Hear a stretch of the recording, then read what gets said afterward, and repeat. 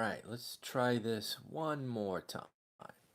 So, your daily update, your daily financial update. Again, really like doing these things, kind of talk about what's going on in the market. Today, I suppose we have to start with the trade war. I thought this might be behind us until we actually get signatures.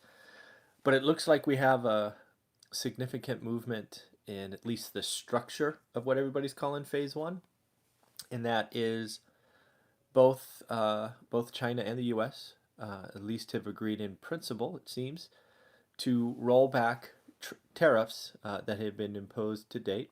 And one of the keys to that is both sides roll back the same amount at the same time, which frankly I think is, I don't know, I think it's the right thing to do, right? And I think this just, again, kind of sets us up for a pretty good end of year. I do wonder where we go from here. There's kind of no more positive news for the stock market, right? Because if you roll back to what we were talking about late summer, trade war, interest rates, potential strike at GM, all of these kind of negative things, and we're on a hot streak, right? Everything seems to be going right, and I just get nervous when that happens. Maybe I shouldn't. Maybe you should just stay a hot streak and move forward. But that's not me. So I'll jump to my number 4 point. Kind of agree with Wells Fargo, or I should say Wells Fargo agrees with me. That makes me feel better. But they're basically saying they don't like this market right now. The market's got too positive. They don't see how it goes higher from here. Maybe some single digit returns, but the double digit returns that we've all gotten used to the last decade or so are kind of behind us. And I kind of have to agree, right? We actually, what did S&P hit a record, and then now the Dow's hit a record today after a 200-point jump. Could it go higher? Sure. Could there be a melt up? Sure. But that just makes the downside, all that much more difficult. So, it feels good to get this trade war increasingly on a positive track. We'll see when pen goes to paper what it's really all about. We'll kind of see what winning's all about. We'll see if there really is any winning, but that'll be interesting. Next up, I'm still talking about WeWork. I thought I was done, but I saw this and was kind of shocked. It turns out they were the number one leaser of office space in Q3 in 9 of the 10 largest markets. And I look at that going, either A, I don't get the business model, or B, are you freaking crazy? I mean, wow, what are you thinking? Right? And then the last one is, C, talk about buying at the top of the market. I mean, gosh, darn. They leased over 2.8 million square feet, as the leaser. And then, of course, their business model is to fix up and then sublet. But again, talk about buying at the top of the market. Just no wonder they were running out of cash. I bet they won't be the number one leaser in Q4. Just my guess. Next up, Xerox. It looks like, I think it was Monday we talked about a potential bid. It looks like there's at least a base structure now, $22 a share from Xerox to buy HP.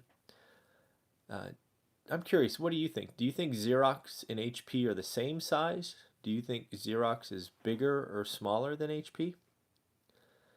Turns out Xerox is 3 times smaller than HP. So the smaller company is buying the bigger company.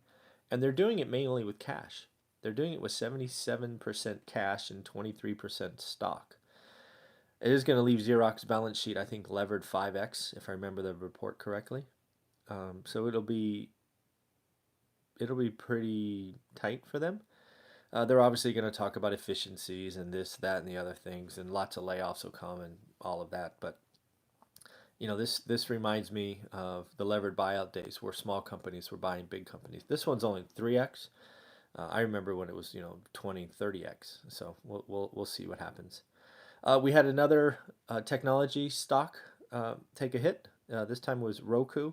It plunged 16% after a loss in Q3 that broke a winning streak of beating Wall Street 7 out of the last 8 quarters and gave a less than rosy view of Q4. That was really what happened to them. And then lastly, kind of the question of the day is, do you think today is a good time to buy or sell a home? Right, that was asked, and it's a monthly, I think it's a monthly report. Turns out neither, at least by the mass opinion of others. So is now a good time to buy? Fell from which is interesting because interest down in the time this report was done. They have risen since, but still interesting. And then, is it a good time to sell? That also fell. Kind of fell from it fell from 44 to 41%. So it's not a good time to sell or a good time to buy. I would tell you, as the numbers kind of indicate, it is a much better time to be a seller than a buyer, in my opinion. Supply is still low. There still seems to be more buyers out there, although it has fallen greatly from the summer. And then lastly, the report talks about affordability and lack of affordable homes being the culprit, right? Too many high-end homes. This is stuff we talked about months and months and months ago. If you're playing in a market that's 2x the median in your area, you're in trouble, right? If you're flipping in that market, you're in trouble. If you could find a way to build brand new homes at or below the median for your market, you could clean up. But that's not what people are doing today, given regulation and lot fees and all of that.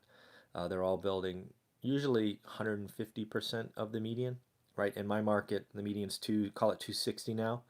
There's a lot of 400K homes being built, which is kind of the wrong mix into an environment that's at least topping out. So in the end, enjoy this day. It's kind of a good day, right? There's kind of a structure for the tariffs. It's crazy that WeWork was the #1 leaser in Q3.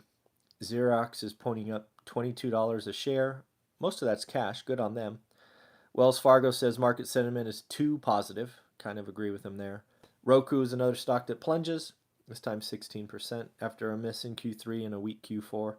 And then finally, 21% of Americans, down from 28, say now is a good time to buy. All right, everybody, got a couple of good interviews for you today. It should be a lot of fun, and have fun. Take care. Bye. Talk to you tomorrow.